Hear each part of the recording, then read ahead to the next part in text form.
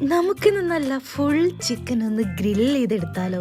അപ്പോൾ അതിനായിട്ട് നമ്മുടെ ചിക്കനൊക്കെ നന്നായിട്ട് ഒന്ന് വരഞ്ഞു കൊടുക്കാം. അപ്പോൾ നാട്ടിലെത്തിയിട്ട് ആദ്യമായിട്ടാണ് കേട്ടോ ഞാൻ എൻ്റെ മക്കൾക്ക് ഗ്രിൽഡ് ചിക്കൻ ഉണ്ടാക്കി കൊടുക്കാൻ പോകുന്നത്. അവരാദ്യമായിട്ടാണ് ഇത് കഴിക്കാനും പോകുന്നത്. അതുകൊണ്ട് തന്നെ അവർ നല്ല എക്സൈറ്റഡ് ആയിരുന്നു. അപ്പോൾ ആദ്യം തന്നെ ചിക്കനിലേക്ക് ആവശ്യമായ എല്ലാ സ്പൈസസും ചേർത്ത് കൊടുക്കാം. കൂടെ സോൾട്ടും ലെമൺ ജ്യൂസും കൂടി ആഡ് ചെയ്യുന്നുണ്ട്. മീറ്റ് നല്ല സോഫ്റ്റായി കിട്ടാൻ വേണ്ടിയിട്ട് ഞാൻ കുറച്ച് ബട്ടറും കൂടി ചേർക്കുന്നുണ്ട്. അപ്പോൾ ഞാൻ റൈസ് ഇങ്ങനെ ചെയ്യാമെന്നാണ് പ്ലാൻ ചെയ്യുന്നത്. ആദ്യം റൈസ് വെച്ചിട്ട് അതിന് മുകളിൽ ചിക്കൻ.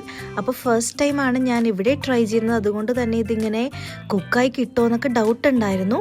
അപ്പോൾ റൈസിലേക്ക് കുറച്ച് സോൾട്ടും ആവശ്യത്തിനുള്ള സ്പൈസസും ഇട്ടിട്ട് ചിക്കൻ്റെ താഴെയായിട്ട് വെച്ച് നമ്മൾ ഓവനൊക്കെ അടച്ച് ഗ്രിൽ ചെയ്യാൻ വേണ്ടി വെച്ചിട്ടോ. കണ്ടില്ലേ ഞങ്ങളുടെ മാവറുച്ചൻ്റെ ആ ഒരു സന്തോഷം. അങ്ങനെ ഇങ്ങനെ കീപ് വെയിറ്റിംഗ് ആണ്, വേഗം ഒന്ന് ഗ്രില്ലായി കിട്ടാൻ വേണ്ടി. അങ്ങനെ ഒരു 20 മിനിറ്റ്സ് ആയപ്പോഴേക്കും നമ്മുടെ ചിക്കനൊക്കെ നല്ല അടിപൊളിയായിട്ട് ഗ്രില്ലായി.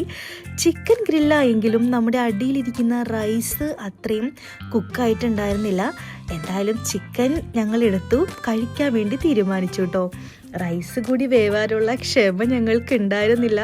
അങ്ങനെ ചിക്കൻ പുറത്തേക്ക് എടുത്തിട്ട് റൈസ് മാത്രമായിട്ട് മുകളിൽ വെച്ച് ഞങ്ങൾ ചിക്കൻ കഴിക്കാൻ വേണ്ടി പോയി. പിന്നെ ചിക്കൻ കഴിക്കുന്ന വീഡിയോ ഒന്നും എടുക്കാൻ പറ്റിയില്ല. ഞാൻ ഇടയ്ക്ക് വെച്ച് കുറച്ച് ബോൺലെസ് ചിക്കനും കൂടി റൈസിൽ ആഡ് ചെയ്തിട്ടുണ്ടായിരുന്നു. അപ്പോൾ ഇതാണ് കുക്കായ റൈസിന്റെ ഫൈനൽ ലുക്ക്. അപ്പുറത്ത് വീഡിയോ കാണാം ഗൈസ്. ടാറ്റ.